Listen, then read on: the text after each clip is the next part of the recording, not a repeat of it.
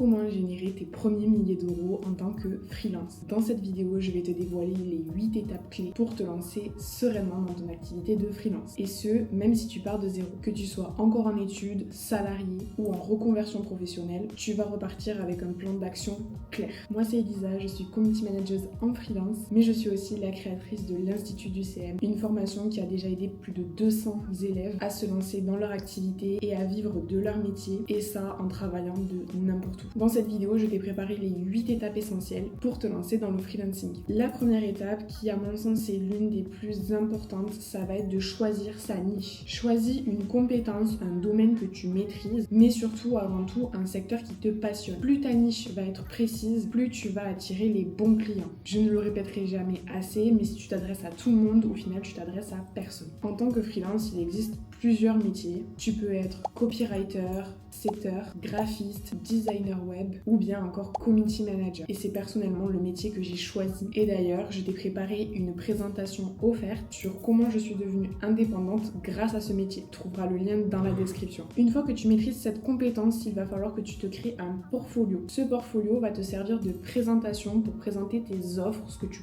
proposes concrètement à ton prospect. Tu vas pouvoir y glisser des exemples de tes travaux, des résultats, et pas de panique, même si tu débutes, tu peux commencer à remplir ton portfolio. Tu peux tout simplement y glisser des concepts que tu souhaiterais développer avec eux. Tu peux aussi montrer des projets en cours. Le but est vraiment de montrer à ton prospect ce que tu sais faire, de quoi tu es capable et surtout de lui donner envie de travailler avec toi. Tu peux réaliser ce portfolio sur Canva car l'application propose déjà des templates que tu vas pouvoir réutiliser et adapter, ou tu peux tout simplement aussi faire un portfolio vidéo. La troisième étape, ça va être de fixer tes tarifs. Tes prix vont dépendre de ton expérience, du secteur dans lequel tu te lances, mais aussi bien sûr des offres présentes sur le marché. Pour cela, tu peux t'aider des plateformes et regarder ce qui est proposé, tel que par exemple sur Malte ou sur Fiverr, et tu peux aligner et adapter tes prix en fonction de ce qui est déjà proposé. J'ai aussi fait une vidéo complète sur comment fixer ses tarifs en tant que community manager et je t'ai glissé le lien dans la description. La quatrième étape, ça va être de te construire un réseau et tout simplement de faire du réseautage. Il faut savoir que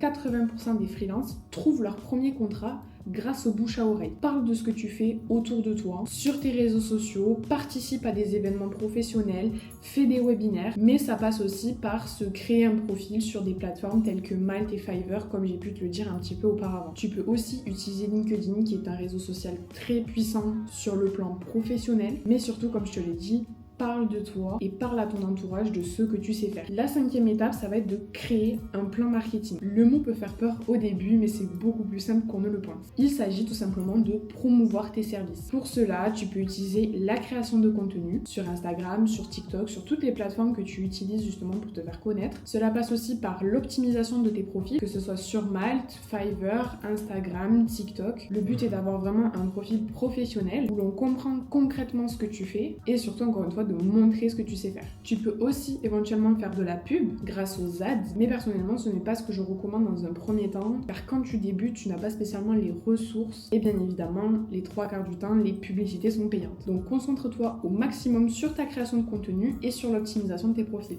L'étape 6, ça va être de gérer tes ressources et plus spécifiquement de gérer ton temps et ton argent. En tant que freelance, tu es ton propre patron. Et si tu veux rester organisé et ne pas partir dans tous les sens, il te faut un cadre de travail. Pour cela, ce que je te recommande, c'est de suivre tes dépenses professionnelles, de prévoir aussi une trésorerie de sécurité, mais aussi de planifier ton temps avec des plages de travail fixe. C'est ce qui va t'éviter de partir dans tous les sens et de rester concentré sur tes objectifs et sur les tâches que tu as réalisées. L'étape 7, ça va être de gérer ta relation client. Être freelance, ce n'est pas juste proposer un service, c'est aussi accompagner ton client. Sois à l'écoute, sois clair dans ta communication, mais surtout avant tout, cherche à fidéliser tes clients. Le but est vraiment de chercher à fidéliser tes collaboration pour qu'elle dure sur le long terme. Retiens bien qu'un client satisfait, c'est une recommandation garantie. Plus ta communication sera claire, plus ton client sera satisfait de toi et plus il sera apte à faire une recommandation. Et enfin, la dernière étape, ça va être de recueillir des témoignages. Demande constamment des retours. C'est quelque chose qui peut faire peur au début, mais c'est l'un des meilleurs moyens pour renforcer ta crédibilité et surtout attirer de nouveaux clients. Si un client est satisfait de toi, il n'aura aucun mal à te faire un retour positif. Pour conclure sur cette vidéo, je dirais vraiment que en tant que freelance, la régularité, ça va être la clé de ton travail. Ce n'est pas seulement en postant 1